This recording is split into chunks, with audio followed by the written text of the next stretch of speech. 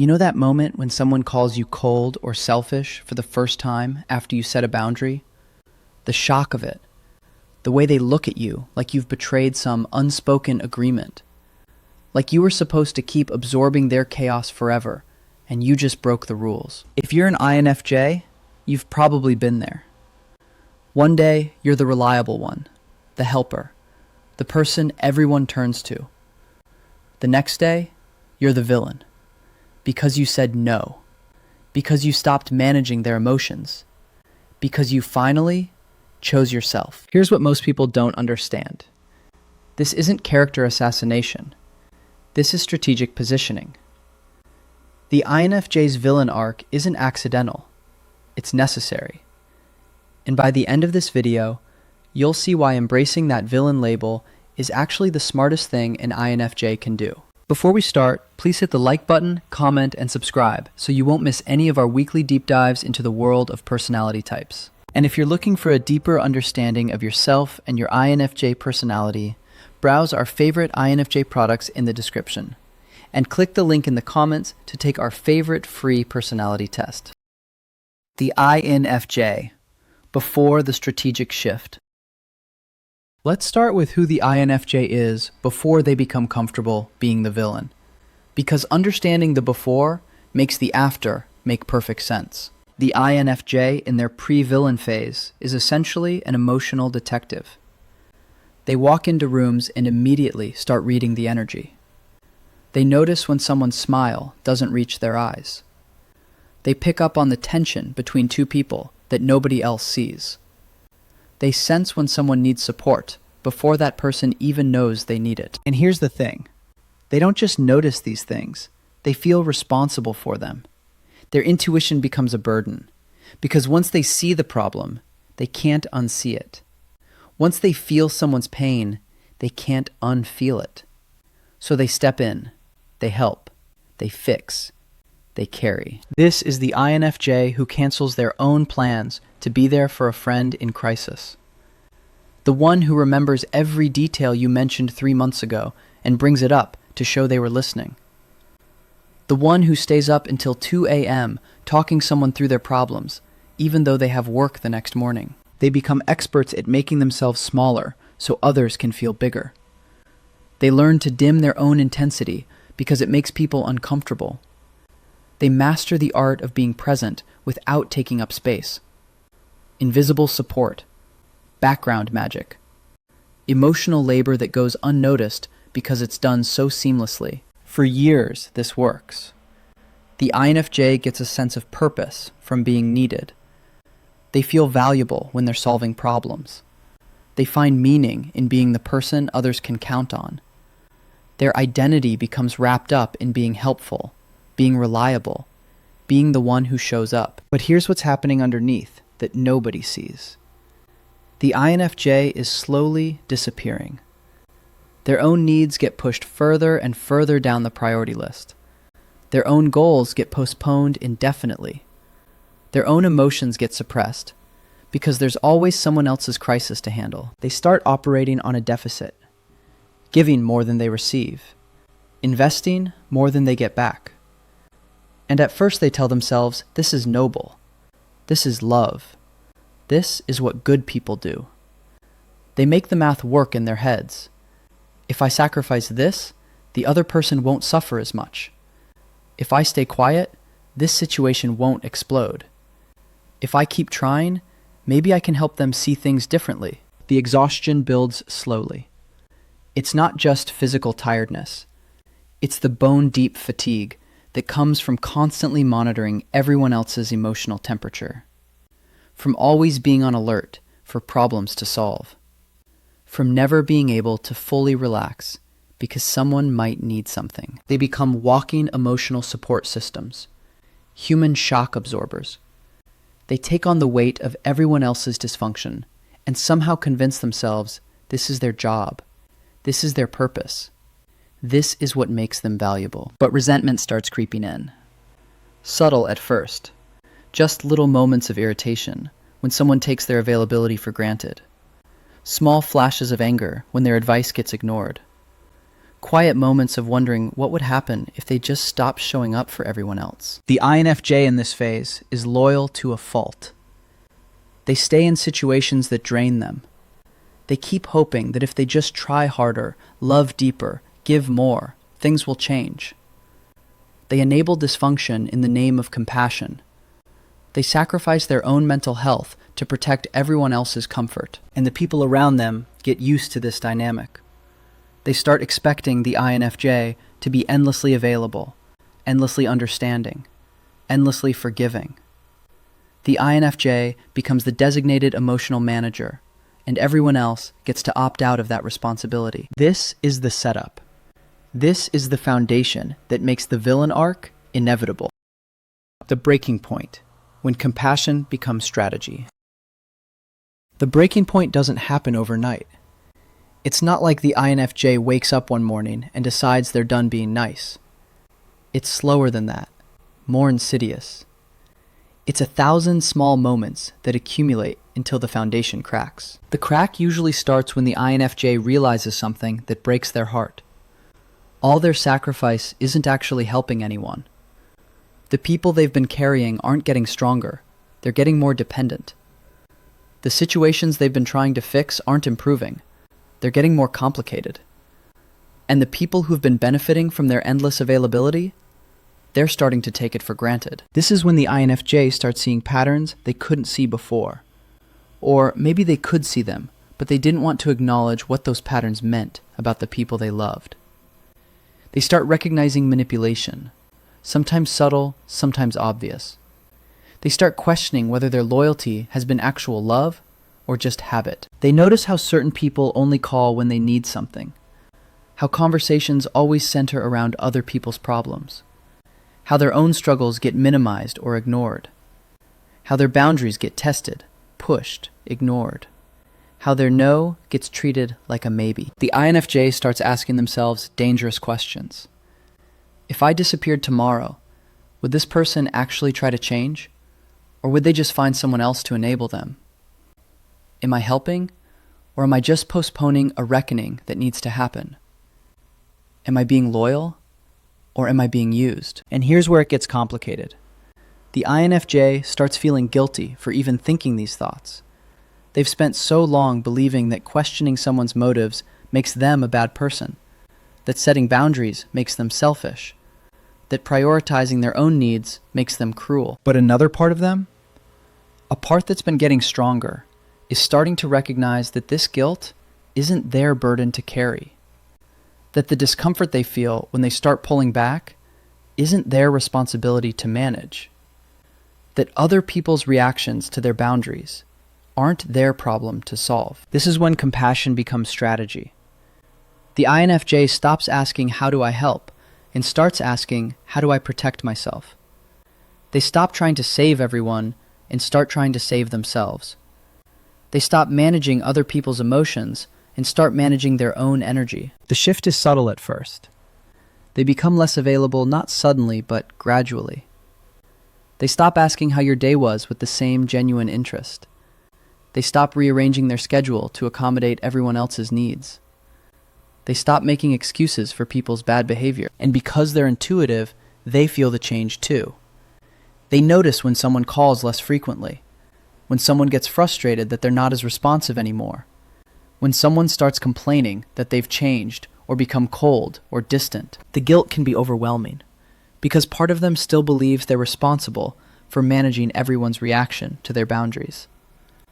But another part of them, the part that's growing stronger, is starting to understand that this guilt is a trap, that feeling bad about protecting themselves is exactly what keeps the dysfunction alive. The INFJ starts recognizing that their withdrawal isn't cruelty, it's honesty, that their boundaries aren't punishment, they're self-preservation, that their refusal to keep enabling isn't abandonment, it's accountability. This is when the math changes.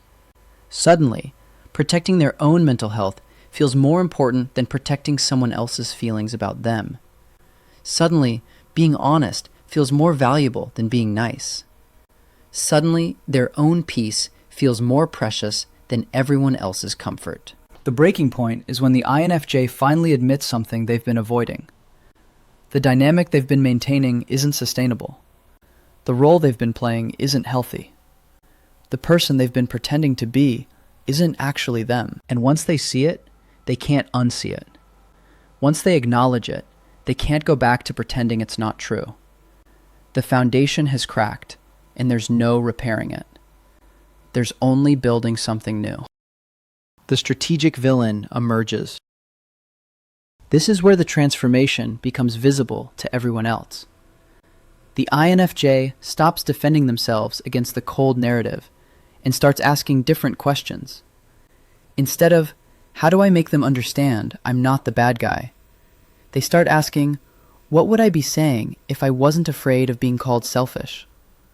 What would I be doing if I wasn't worried about being seen as cold? What would my life look like if I stopped performing goodness for an audience? And here's the thing that's almost impossible to explain to people who haven't experienced it.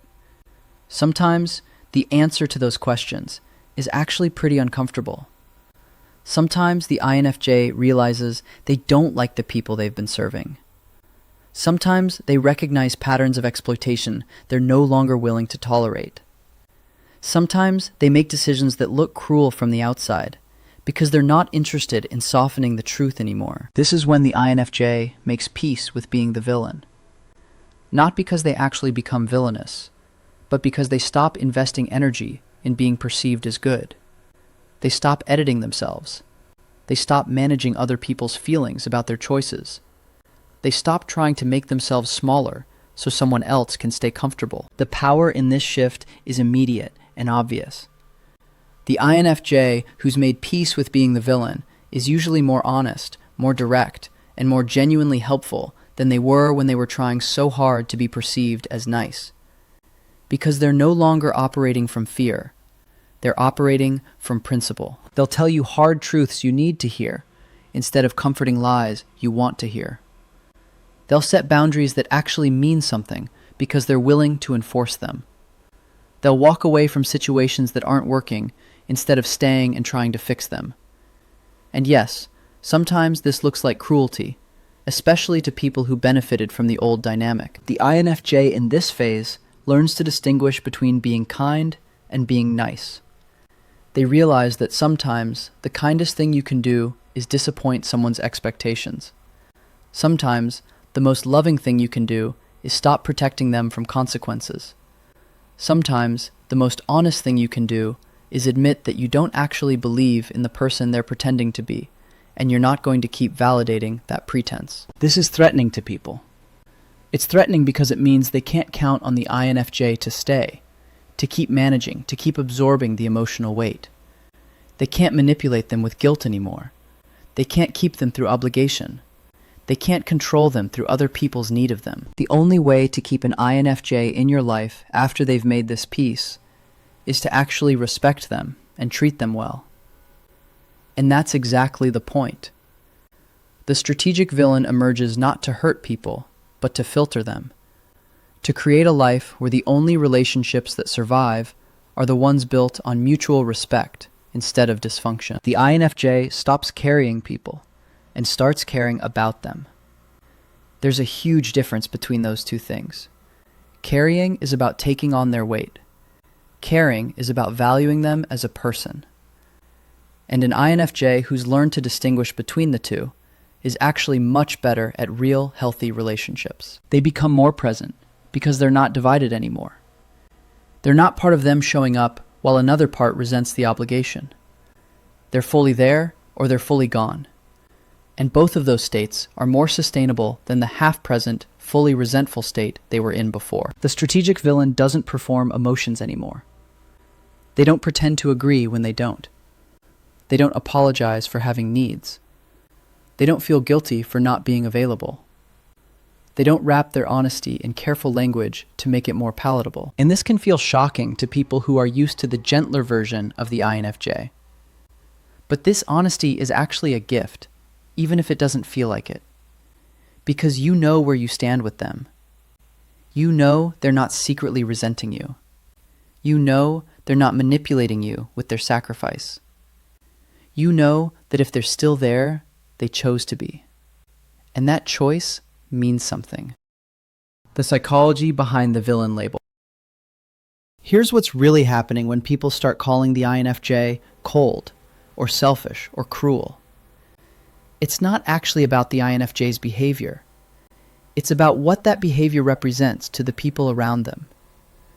The INFJ's refusal to be controlled threatens existing power dynamics in ways that most people can't even articulate. Think about it.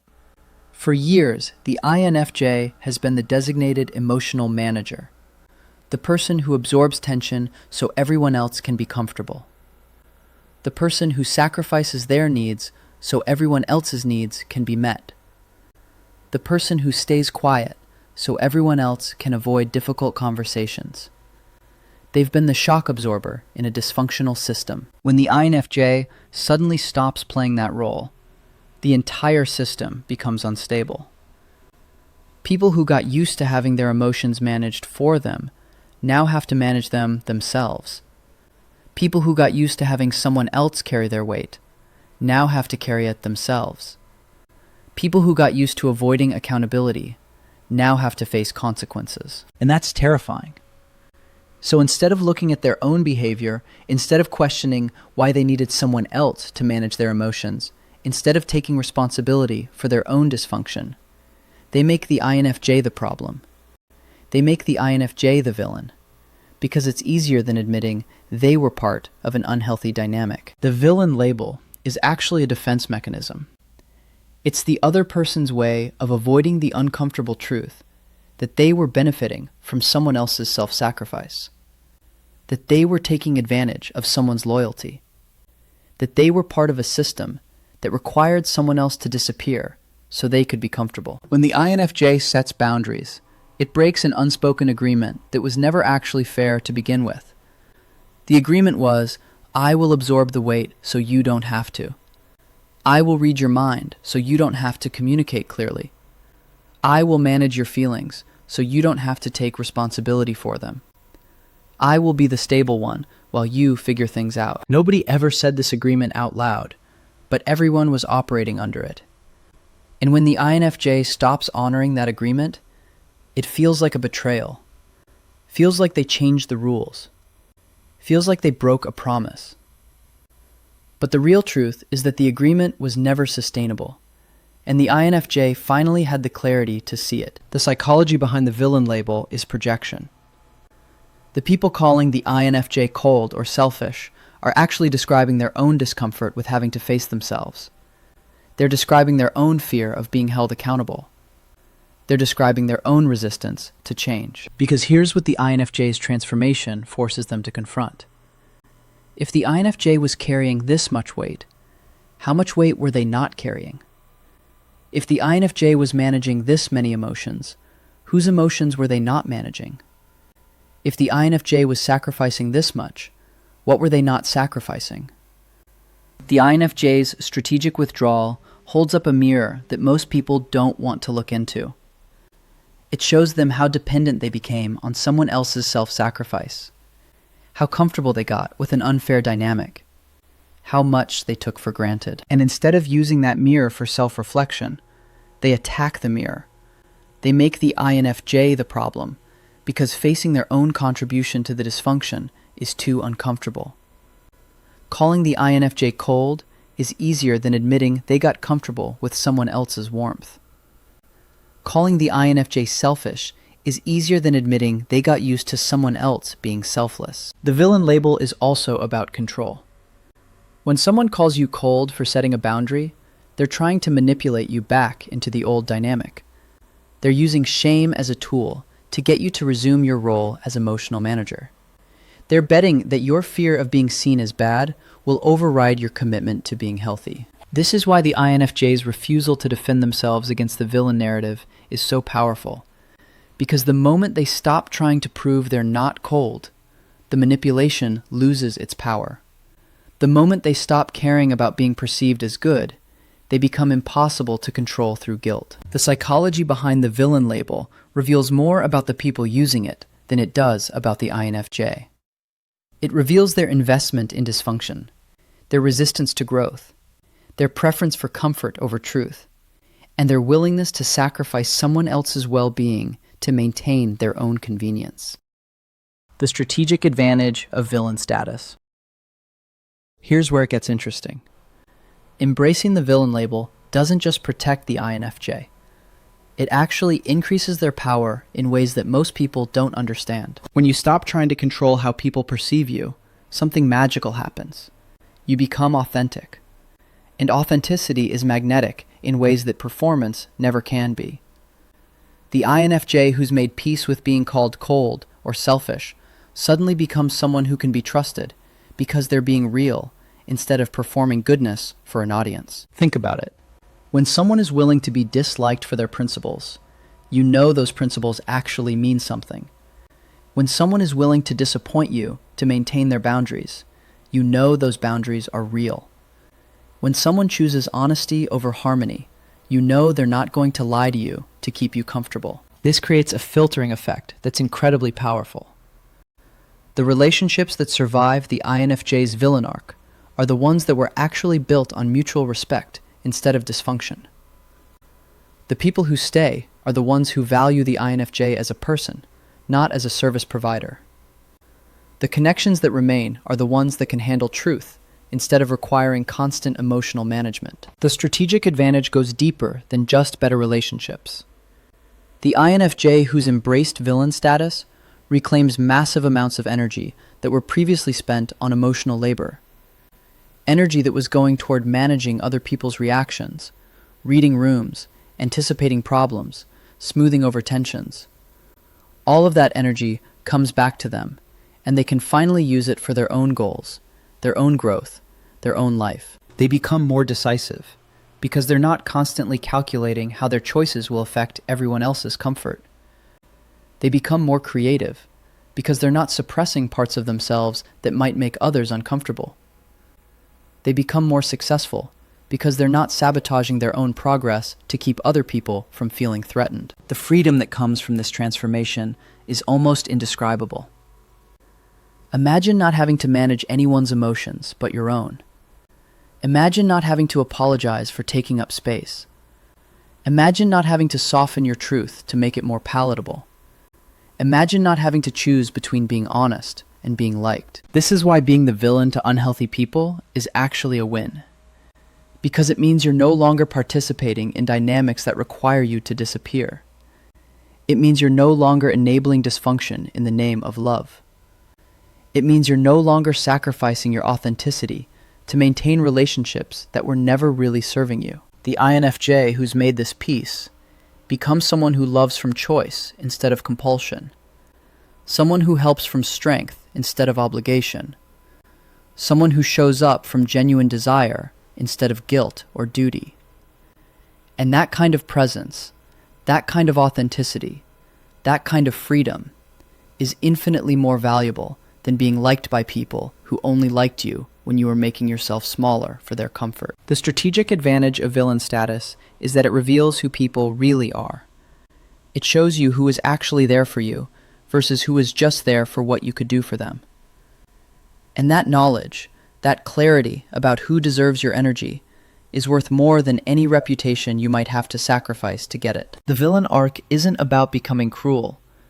It's about becoming strategic with your compassion.